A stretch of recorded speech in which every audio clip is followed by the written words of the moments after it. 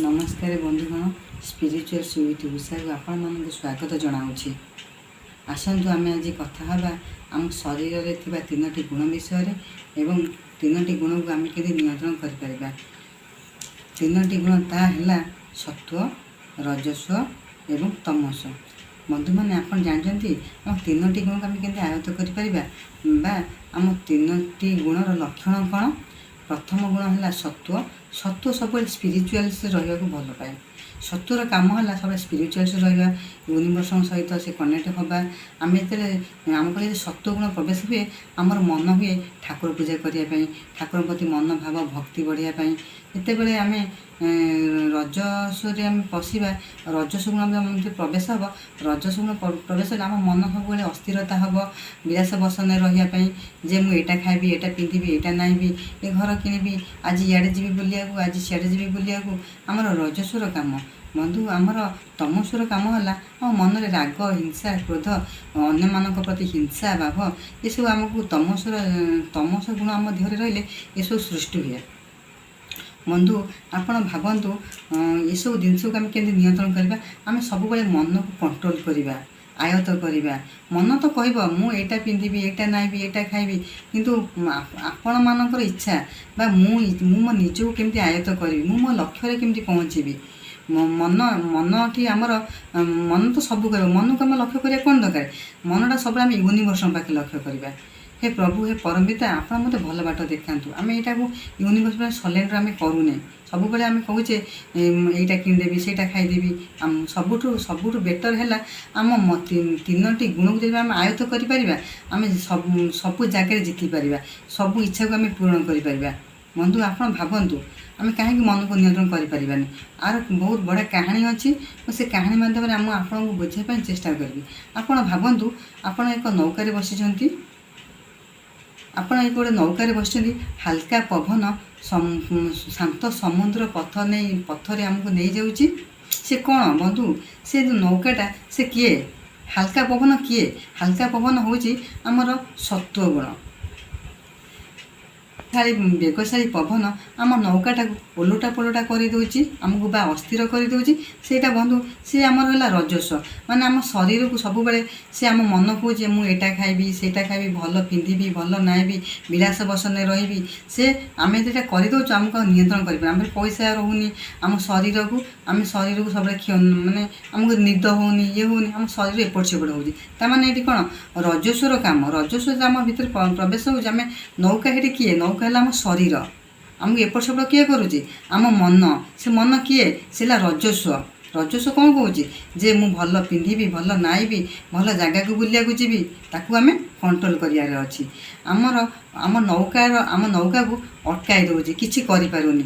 बंधु से नौकाटी अटकाई दौचे सी किए सी है आम भर तमस गुण तमस गुण सृष्टि हवाटा से आमको माने सब राग हिंसा क्रोध रोचे आम जो अन्य मानकर क्षति करने चाहूँ से किंतु आम अन्य मान क्षति करुचे इच्छा करुचे किंतु आम काम जरा हो पार आम चुप ना रोचे से कम कि आम भाई तमस गुण सृष्टि हेले आम रागिबा हिंसा करवा लोक मान प्रति। आपण भावतु तो बंधु आप भावतु आम कौन आम मनर नौका को नियंत्रण करें। आपण मानक मु प्रश्न पचारूँ आप नियंत्रण करें। हाँ करें कहीं करें सब जिन संभव हो। आजिका दुनिया रे आमर लक्ष्य जदि ठीक रहा आम सब कर सब जिन आम जीति पार। मु गोटे छोट कहानी माध्यम मुझे बुझाऊँगी। गोटे दिनकर कथा आश्रम जड़े ऋषि थिले। से ऋषि बहुत भल माने बहुत बढ़िया कथा कहती आउ जो कथा जहाँ को जमी कही दिखती सब कथा समस्त भी ठीक हुए समस्ते से ऋषि बहुत मानती और सम्मान करती। एक कथा जाणिक आखपाखर गोटे शिष्य जने आसी पहुँचले जे गुरु तो समस्त को सब कथा कहते समस्त कथा सत हो आज मुझे मो मन में गोटे किसी आशा नहीं फिर से शिष्य जनक आसिले गुरुदेव को प्रणाम हेले बा ऋषि को प्रणाम हेले प्रणाम हो कहले गुरुदेव मो मन कहीं सब बड़े एपट सेपट हो मो मन कहीं शांत होनी अस्थिरता हो मो मन में कहीं अलसुआ भावना आसूँ मुझे मो मन को जागृत करें मुझे मो मन को मो मनर राजा हो पारे मुझे मो मनर मालिक हो पारे ଗୁରୁଦେବ କ'ଣ କଲେ, ସବୁ ଜାଣିପାରୁଛନ୍ତି ସେ ତ୍ରିକାଳଦର୍ଶୀ, ସବୁ ଜାଣିପାରୁଛନ୍ତି, କିନ୍ତୁ ସେ ସେଠି ଚୁପ୍ ହେଇକି ରହିଲେ, କିଛି କହିଲେନି, କିନ୍ତୁ ଚୁପ୍ ହେଇ ରହିଲେ। ହସିଦେଲେ, ଟିକେ ହସିଦେଇ 3ଟି ଦୀପ ଲଗେଇଲେ, ସେ ଶିଷ୍ୟଙ୍କୁ ଡାକିଲେ। ପ୍ରଥମ ଦୀପର ଜ୍ୱାଳା ବହୁତ ଶାନ୍ତରେ ଜଳୁଥିଲା, ମାନେ ବହୁତ ଶାନ୍ତରେ, ବହୁତ ସୁନ୍ଦର ହେଇ ଜଳୁଥିଲା। ସେ ହେଲା ବନ୍ଧୁ କିଏ ନା ସତ୍ୱ।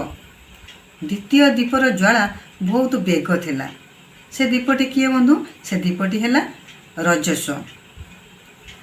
ତୃତୀୟ ଦୀପ ସେ ଲିଭି ଯାଇଥିଲା, ଜଳିବା ପୂର୍ବରୁ ସେ ଗୁରୁଜୀ ଲଗେଇ ଦେଇ ଯାଇଥିଲେ, କିନ୍ତୁ ସେ ଦୀପଟି ଲିଭି ଯାଇଥିଲା। କିନ୍ତୁ ସେ ଦୀପଟା ବନ୍ଧୁ, ସେ ଦୀପଟି ଆମେ କ'ଣ ଭାବିବା? ସେ ତମସ। ଏସବୁ ସେ ଶିଷ୍ୟ ଜଣକ ଦେଖି ସେ ବୁଝିପାରିଲା। ଗୁରୁଦେବ କହିଲେ, ବାବୁରେ, ଏ ଶାନ୍ତ ଜଳୁଥିବା ଦୀପଟି ସୁରକ୍ଷାରେ ନେଇ ଠାକୁରଙ୍କ ପାଖରେ ସେ ଅଗ୍ନିର ଶିଖାକୁ ସେବାରେ ଲଗା। ଆଉ ଯେଉଁ ଦୀପଟା ଜଳୁଥିଲା, ସେ ଶାନ୍ତ ହୋଇ ଜଳୁଥିଲା, ସେ ଦୀପର ଶିଖା ଗୋଟେ ଠାକୁରଙ୍କୁ ସେବାରେ ଲଗା।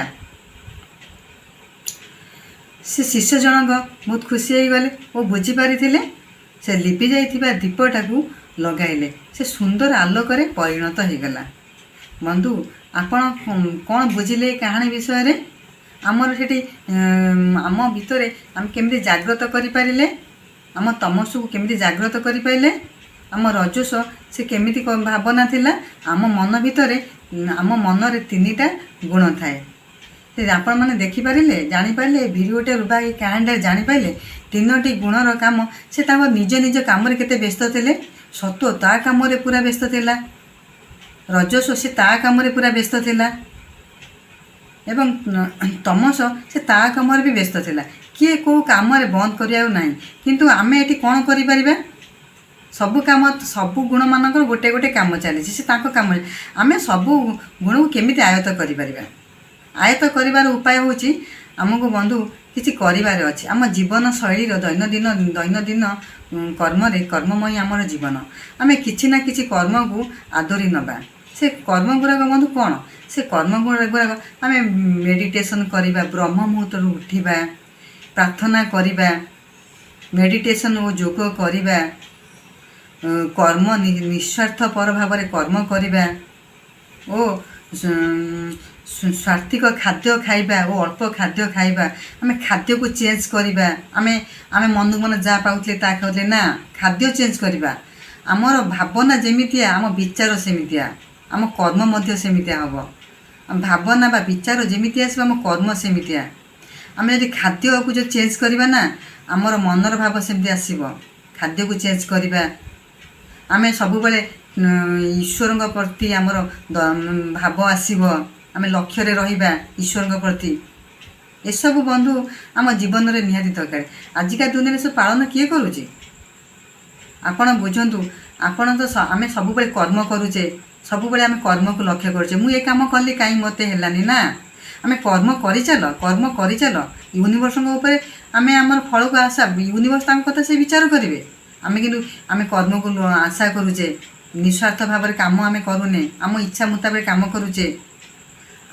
ଆମେ ଆମ ଖୁସି ରହିବାକୁ ହେଲେ ଆମ ଶରୀରକୁ ସବୁବେଳେ ବିଶ୍ରାମ ଦରକାର। ଆମ ମନ ମୁତାବକ କାମ କରୁଛେ। ଆମେ ଖୁସିରେ ରହିବା, ଭଲ ଗୀତ ଶୁଣିବା, ସ୍ପିରିଚୁଆଲ୍ସ ହୋଇବା, ନୂଆ ଗୀତମାନ ଶୁଣିବା, ନୂଆ ବୁକ୍ସ ପଢ଼ିବା ଓ ସମୟକୁ ଆମେ ବାହାର କରିବା। ଅଳସୁଆ ହେବା ନାହିଁ। ସମୟ ଆମେ ଯେଉଁ ସୋସିଆଲ ମିଡ଼ିଆରେ ଆମେ ଯେଉଁ ସମୟ ଗୁଡ଼ାକ ଦେଇ ଦେଉଛେ, ଆମେ ସେ ସମୟ ବଞ୍ଚେଇବା। ଆମ ଭିତରେ ଆମେ ଯଦି କାର୍ଯ୍ୟ କରିବା, ଆମ 3ଟି ଗୁଣକୁ ବନ୍ଧୁ ଆମେ ନିହାତି କଣ୍ଟ୍ରୋଲ କରିପାରିବା।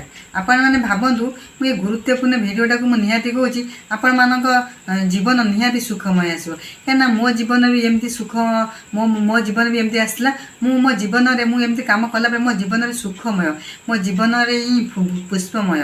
ଆପଣମାନଙ୍କୁ ଏ ଭିଡ଼ିଓଟି ଯଦି ଭଲ ଲାଗିଥିବ, ଲାଇକ୍, କମେଣ୍ଟ ଓ ସେୟାର କରିବା ପାଇଁ ଭୁଲନ୍ତୁ ନାହିଁ। ଆପଣଙ୍କର ଭଲ ପାଇବା ସବୁବେଳେ ମୋ ପାଖରେ ଏମିତି, ଆପଣଙ୍କ ଭଲ ସବୁବେଳେ ଏମିତି ଭରି ମୋ ଉପରେ ରହିଥାଉ। ମୁଁ ଆହୁରି ଗୋଟେ ବହୁତ ସୁନ୍ଦର ଭିଡ଼ିଓ ଆଣିବା ପାଇଁ ଚେଷ୍ଟା